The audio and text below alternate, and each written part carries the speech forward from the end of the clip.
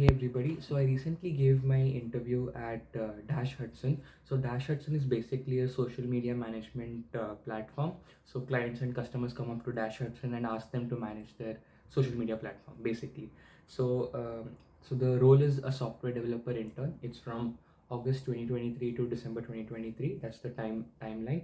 And the job requirement is basically the tech stack is Python for backend, Vue.js for frontend, and deployment on AWS. So I gave the round one interview and I would like to share my interview experience with you. So let's get started. So I also want to talk about the timeline of the application. I had submitted the application around May 8th and I got the response by May 17th, an invitation for the internship for the interview for which I had to schedule it. So for an internship role at Dash Hudson, they basically just conduct one interview. If you're applying as for a full-time position, then there are about 2 to 3 rounds of interviews. But for Dash Hudson, it's just one interview. That's the technical and managerial interview. So they will, so the for the interview there will be 3 people who will be taking your interview. One is the vice president in software development and 2 senior level managers at Dash Hudson in the engineering department. So now let me talk about the questions.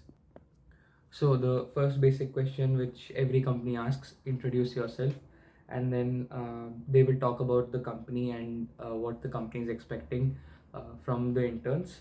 And then they'll ask, and the interview will ask you to talk about your projects you worked on, and and then the interviewer also asked me that with respect to these 4 tech stack, tell me what experience do you have. So the 4 tech stack are Node.js, Python, Docker, and Vue.js.